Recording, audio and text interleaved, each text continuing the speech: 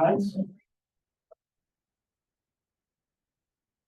pledge allegiance to the flag of the United States of America and to the republic for which it stands, one nation, under God, indivisible, with liberty and justice for all. Thank you, everybody. We'll call the meeting to order here with the determination of a quorum by roll call. Councilor Baumgartner. Here. Evers. Here. Ferguson. Here. I am here. Patterson is absent. We do have a quorum. I'll call the meeting to order. Okay, we're going to suspend the regular meeting and open up public forum. This is the time when the public is until they come and address council. When you come to address council, we ask that you provide your name for the meeting record. Speaking times will be limited to 3 minutes, but if your issue persists, we will either take it offline with staff and get a resolution in place. So if anybody wants to address council, now's the time.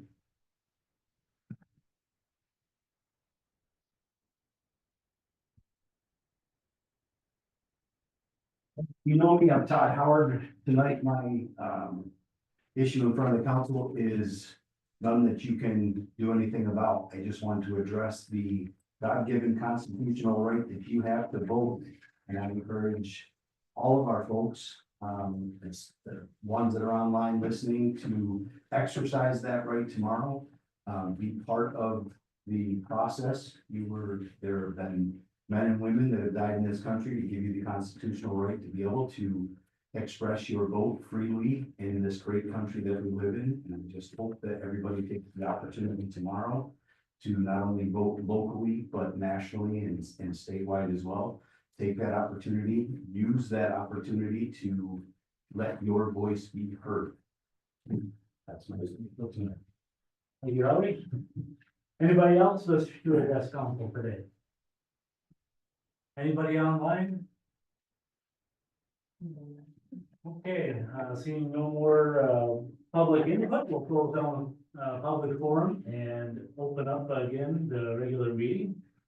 First order of business here will be setting the agenda. We've had the agenda here for some time. If anything from the consent agenda needs to be pulled out for discussion item, now's the time to speak up on that. Otherwise, if everything looks good, I'll call for a motion to move on the agenda. Second. Motion was made by Evers and seconded by Ferguson to approve tonight's agenda. Any further discussion? Hearing none, all in favor say aye. Aye. All opposed, same sign. Agenda has been approved as written. We're gonna move down to the consent agenda here now. Consent agenda contains meeting minutes from the October 21st meeting. We have a step movement for employee Stonke and employee Hanson. Resolution 117, the corporate authorization resolution for Edwards Jones signatories. Resolution 118, calling for a public hearing for the reassessment against the property located at 602 Willowwood Avenue East. Resolution 119, calling for a public hearing for the reassessment against the property located at 406 11th Street North. Resolution 120, calling for a public hearing for the assessments related to unpaid false alarm call fees. Resolution 121, approving the MMPA resolution 2024-01 and Marcus construction pay application number 1 and October disbursements. Call for a motion to approve tonight's consent agenda. Moved. Sorry. Motion's been made by Baumgartner, seconded by Evers to approve the consent agenda. Any further discussion? Hearing none, all in favor say aye. Aye. All opposed, same sign. Consent agenda has been approved as written. All right, we're gonna move down to the discussion on business items here. We have a number of public hearings ahead of us here, so bear with us as we go through the process. Okay. Business item A is a public hearing for the assessment relating to unpaid lawn mowing fees. So the process here includes a temporary recess of the meeting where we will receive staff reports, public comments, and then basically close the public hearing. So right now, we'll temporarily recess the meeting and take some staff reports regarding unpaid lawn mowing fees. So the city has incurred an unpaid invoice related to lawn mowing on a residential property.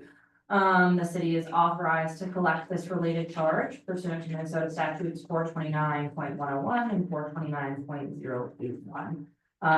There were multiple complaints about the long grass at this residence. They were given options to abate it themselves. They did not, so the city mowed the lawn and is looking to recoup our costs. Okay, thank you. All right, if anybody from the public wishes to address this unpaid lawn mowing fee, now is the time to do that. Not seeing any action from the public on this particular hearing, so we'll close the public hearing and reopen the regular meeting and move down to discussion item B. A public hearing for assessment related to the costs associated with the raising of a hazardous structure located at 101 3rd Street South. We'll temporarily recess the meeting and take staff reports. So these next two staff reports are going to sound remarkably similar. In 2021, there was a garage that was deemed hazardous as unsafe, and the city followed the process in Minnesota statute and ended up removing the structure. Because of the numerous staff transitions occurring in City Hall kind of over this time period, the city had not previously assessed the cost of removing the structure. So we are doing some housekeeping items at this time, and we're looking to again recoup the cost that the city has already incurred in removing this. So we are assessing the property. All right. Now is the time where we can receive public comments regarding the assessment related to the costs associated with the raising of a hazardous structure located at 101 3rd Street South. Now is the time for the public to come forward and comment on that. Not seeing any action from the public, we'll close the public hearing on this issue, reopen the regular meeting, and move down to discussion item C, which is a public hearing for the assessment relating to the costs associated with raising a hazardous structure located at 311 5th Street South. Right now, we'll temporarily recess the meeting and take staff reports. So once again, this is a garage that was deemed hazardous and unsafe, and the city followed the process and statute and ended up removing the structure. Because of the numerous staff transitions, we had not assessed the property appropriately. We are doing so at this time. Proper notice has been given in both instances. Okay. All right, now is the time for the public to come forward and issue comments on the assessment relating to the costs associated with the raising of a hazardous structure located at 311 5th Street South. Not seeing any action from the public, we'll close down the public hearing and reopen the regular meeting. Moving down to discussion item D, which is a public hearing for the proposed ordinance amending chapter 118 of Olivia City Code. We'll temporarily recess the meeting and take staff reports. So this ordinance combines delegating the cannabis registration to the county and proposed ordinance amendments for the zoning code. It was reviewed and passed at the October Planning Commission meeting. And Pam has a couple of additional notes concerning this ordinance. Good evening, Mr. Mayor, Council. I also want to just note that this was noticed not only as an amendment to 118, but also the zoning sections that are being amended, but it's just that on the agenda, it was just related to 118. But there, you'll also see that there are proposed zoning amendments through 152 that came through and were heard at the Planning Commission as well. So I'm just confirming that.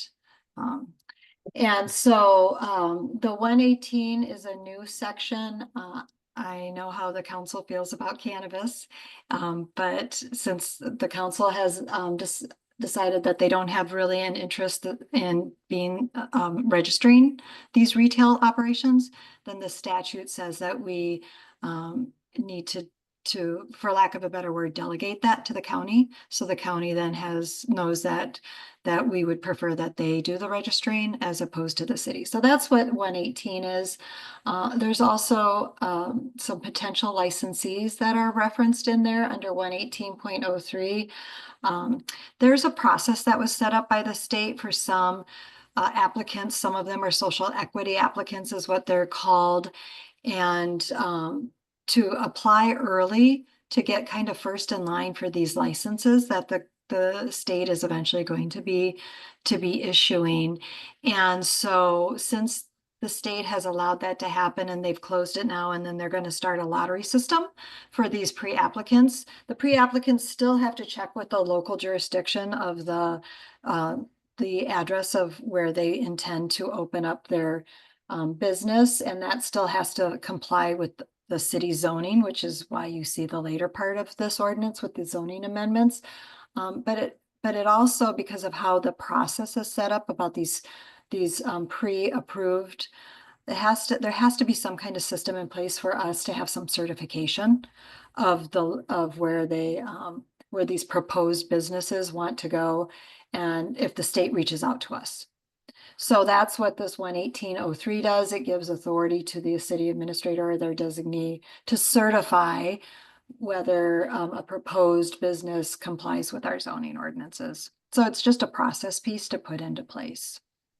And then as you scroll down through the other amendments, these came through Planning Commission, and there is a couple changes that after the hearing and when we're discussing the actual motion on whether you want to approve or not approve these proposed changes, I would suggest I talked with staff that there are a couple businesses that kind of fall within a number of these different categories because they're vertical cannabis businesses. They're specifically called cannabis micro business and a cannabis meso business. And what they do is they can cultivate, they can process, they can manufacture, and they can sell. So they are literally a vertical business. And the micro business can't cultivate any more than 5,000 square feet of plant.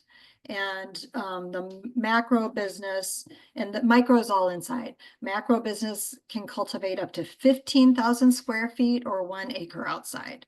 And so that's what those vertical business, they do have a cultivation piece to it. And the micro business has an additional on-site ability for on-site consumption called a cannabis lounge. So you'll notice that in the proposed ordinance, in the retail, in the commercial, the business zones, B1 and B3, cannabis lounge is included. I just want to make sure that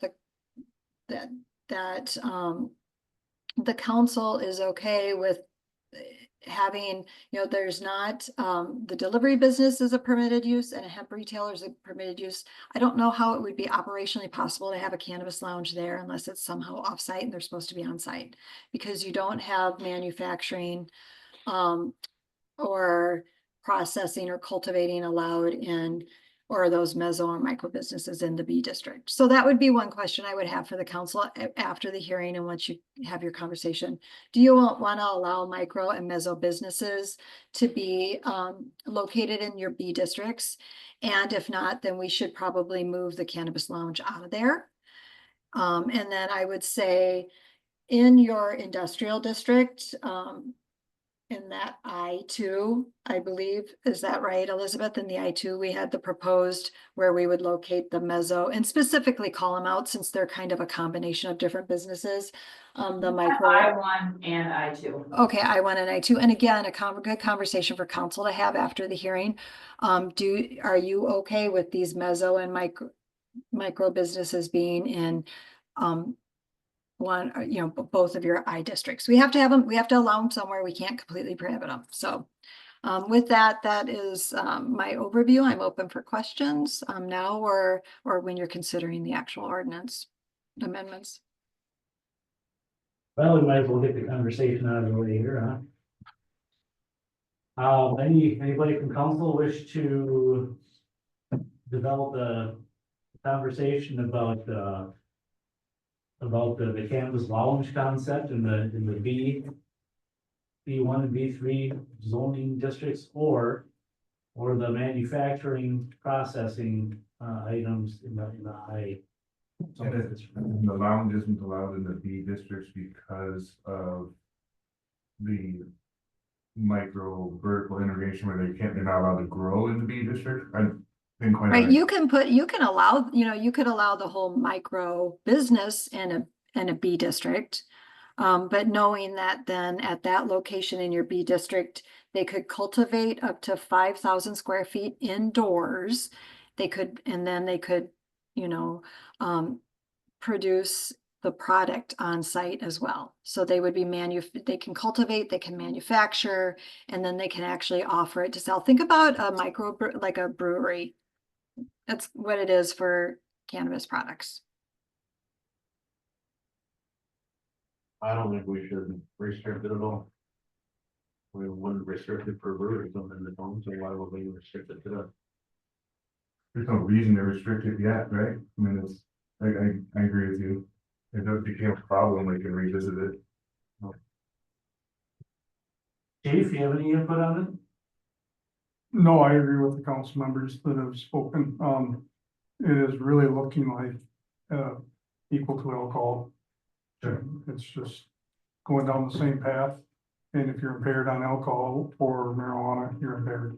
So as far as law enforcement is concerned, take advantage of the opportunities if you have them.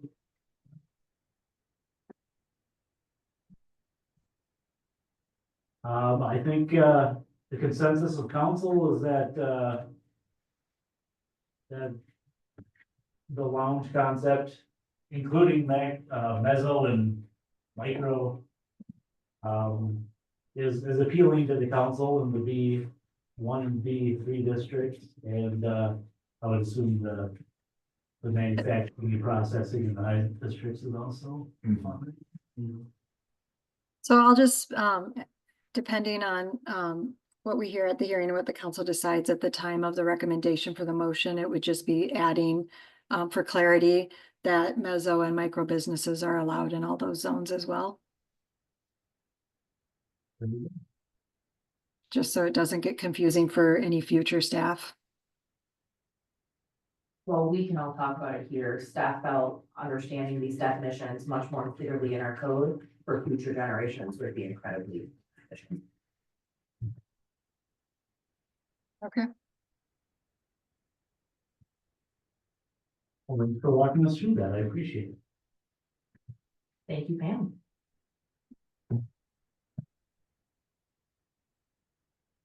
Okay, does anybody from the public wish to address council regarding chapter 118 of the Olympia City Code? Or any of the amendments to 152. Or any of the amendments to 118? All right, seeing none, we will close down the public hearing on that portion. And move forward to business item E, which is resolution 122, authorizing the certification of unpaid charges to Renville County Auditor for inclusion on the tax rolls for 2025. Can you walk us through that a little bit? Yeah, so that's the resolution approving the assessments in discussion item 5A. Okay, So all of these are the resolutions following the 3 public hearings for assessments. Make a motion to approve resolution 122.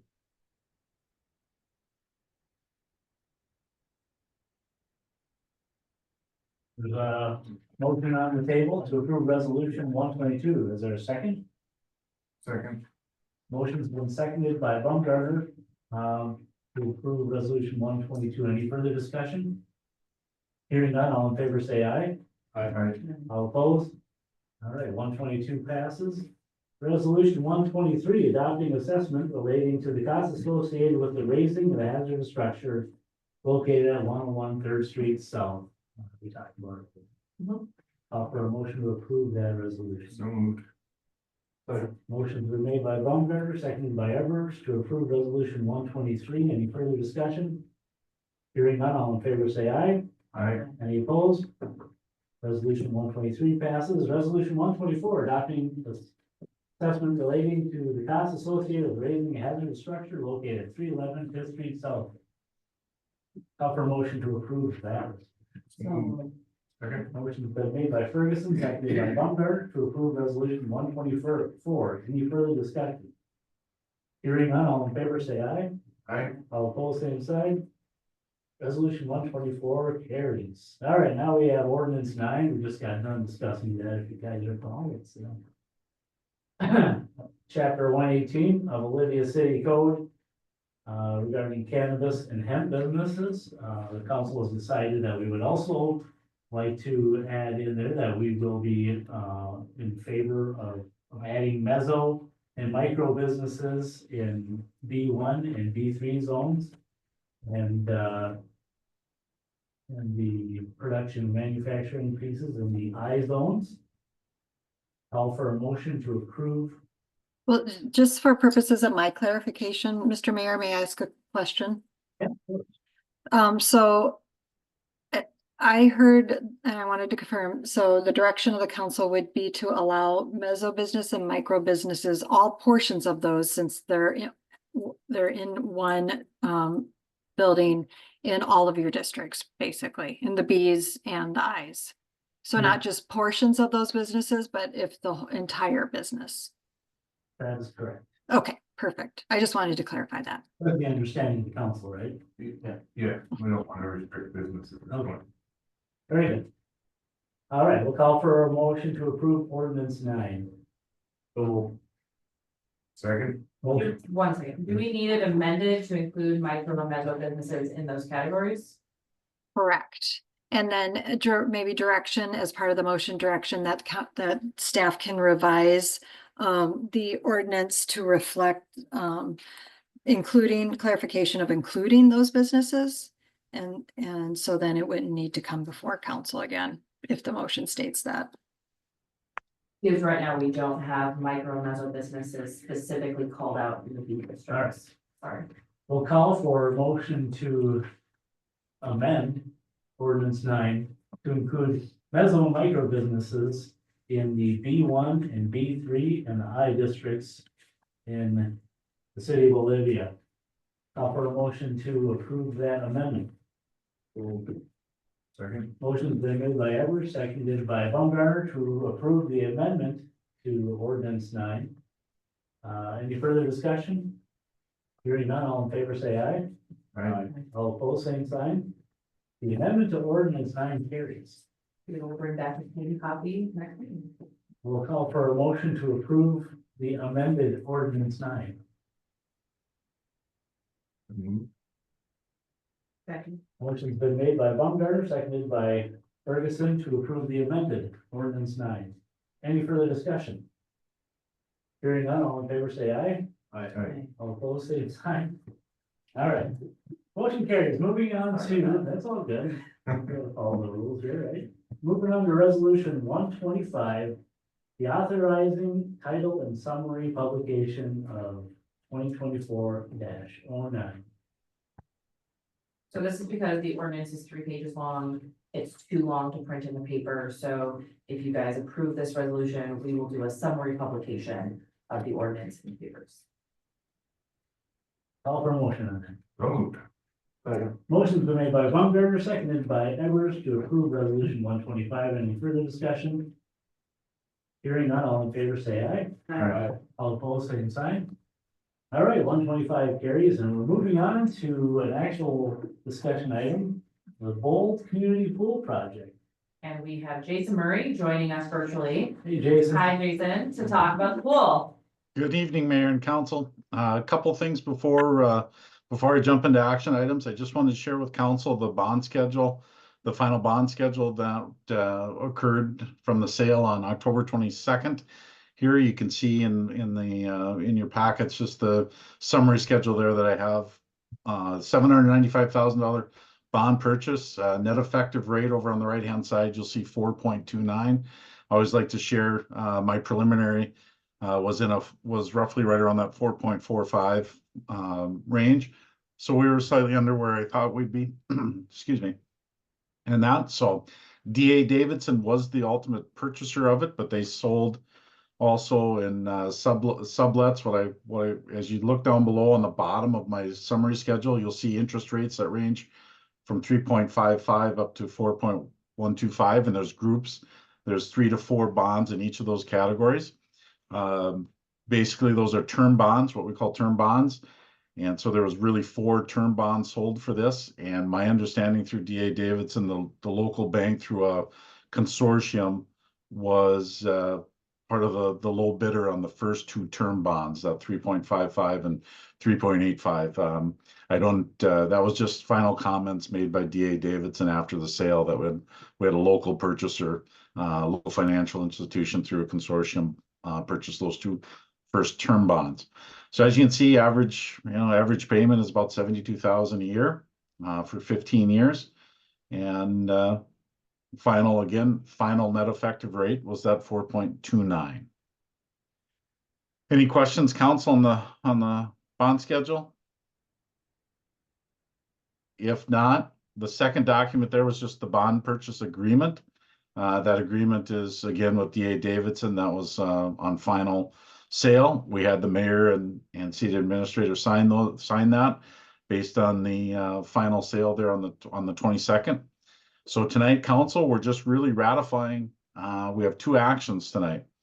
The first is to ratify the tax abatement, which you held the public hearing a month ago, to formally use as your statutory authority to issue these bonds. So the one resolution finalizes that tax abatement, and then the other resolution ratifies the sale from the 22nd. So with that, council, I'll pause for any questions. Any questions about the bond issue? Any questions about the tax abatement issue? Not seeing any action over here, so we'll just move on with it then. Call for a motion to approve resolution 126, authorizing tax abatement for properties within the city of Bolivia for this pool situation.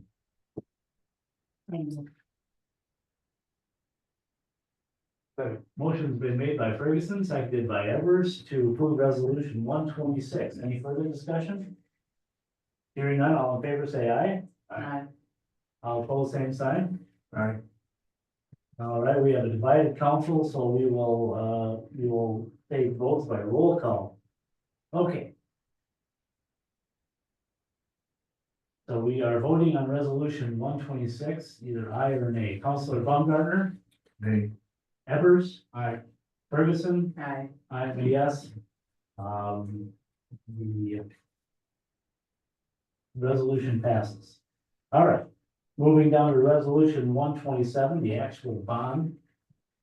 Call for a motion to approve that. So Second. motion's been made by Evers, seconded by Ferguson to approve resolution 127, the bond for the pool project. Looking into the future, I'm gonna do this by roll call. So call yay or aye or nay for your vote on resolution 127. Councilor Baumgartner, Nay. Evers, Aye.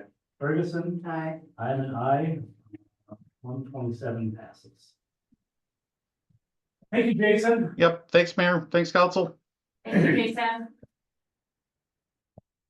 All right. Another contentious item ahead of us here is the city council computer tablet use policy.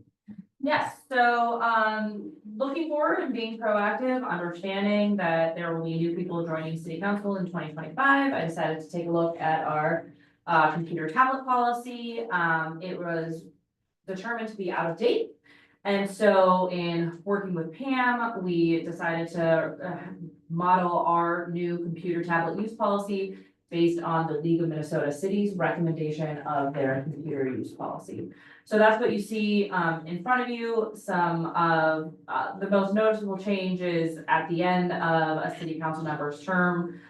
We are not allowed to sell tablets or give away tablets to city council members. That is against state law, so that practice is no more. Also just defining what to use city email for, what to use city resources for.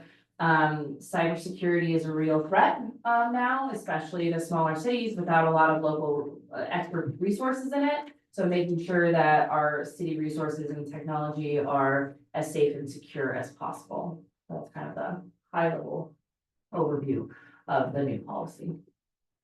Any discussion on the proposed tablet use policy? I mean, I'm okay with it in principle, but I can't sign it because I'll be in violation of it if I sign it. I have to move some files off of it and some personal pictures, whatever on there. Sure. So, yeah.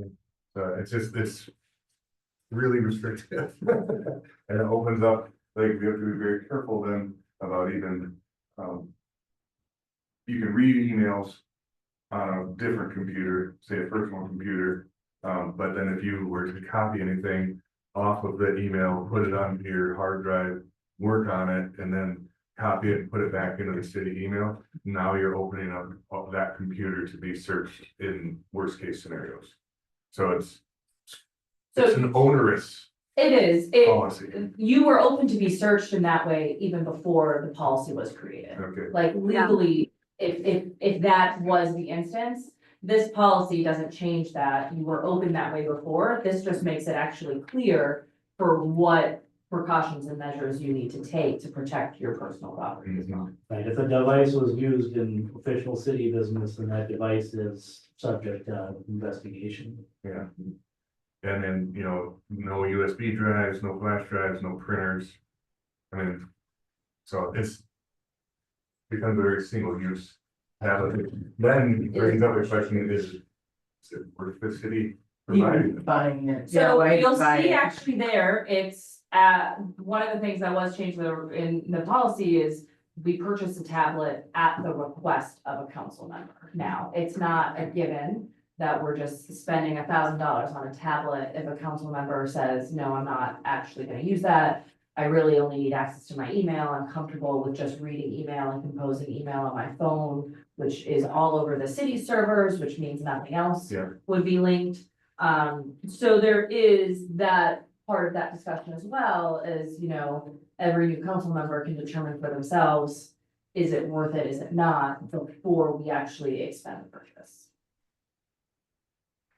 Yeah, in large part, I wanted to say that so everybody was aware. Everyone's on the same page, Like in case you didn't. which is another reason why, like, we bring it up to update the policy, right? To make sure that we're all on the same page when it comes to these things, to make sure that we're doing things right in accordance to the league, in accordance to updated guidance. The last policy was from 2018. It's now 2024. Things will have changed. Security concerns will have changed, so. Definitely want to facilitate any conversation that. Well, I mean, that educates the council. it appears though that's gonna be the policy, so. Yeah, it basically just kind of puts in paper for us here in Olivia what's already stated on. Okay, very good. Could you share with us some of our outstanding lead and copper results, please? Yes, so lead copper results. So that we received our letter from the Minnesota Department of Health that reports on the results of our recent lead copper monitoring. And it's required by the Safe Drinking Water Act. So based on the results, our public water system has not exceeded the action level for lead and has not exceeded the action level for copper. So no action of the city needs to happen. We are good to go. So good news. Goodness. Any discussion about lead and copper? All right, we'll move down to staff reports. Are there any reports from staff? Yeah, you received a pool report in your packets. Also wanted to mention to you, so they are beginning work on the building envelope that is the exterior portion of the pool, part of the building of the school. They should be beginning that this week, to kind of fix those holes that were there. So we had a good meeting with myself, with the pool coordinator, with the superintendent and Nexus Solutions, who's doing the project management, to kind of walk through the plans on what they're doing. They're still figuring out kind of when the pool would be closed due to construction, figuring out when is the best for the pool schedule, as well as when is the best for the athletic schedule, since they utilize those locker rooms as well. So it looks like sometime either in December or January, the pool will be closing to do some of those remodels. It looks like they will have to drain the pool for some of the wall work that's happening on the inside, just because it generates a lot of debris and dust that we don't necessarily want going through all of those pipes. So they still will cover the pool with plastic while they do the work, and then they'll get cleaners in there to clean it all out. It does take a number of weeks to fill up the pool again, make sure all the chemicals are good. So we're looking at probably a 2 to 3 month project as it pertains to the pool. Okay. We're just defining other activities other than the pool. Yeah, and then capitalizing on the whole construction idea, pleased to let you know the framing for the city hall remodel in the current building footprint has all been complete, so all of the framing is up, as well as they have had rough-ins on the electrical and the plumbing. HVAC is on site. If you drive by, you probably have seen that the concrete footings and the wall forms have been poured as well for the 2 additions of the fire truck double bay and the police. So we're still on schedule for a spring 2025 move-in. And then look out for a message from me to schedule our next kind of monthly walkthrough if council and staff would like to take advantage of that. Thank you, Elizabeth. Any other reports from staff?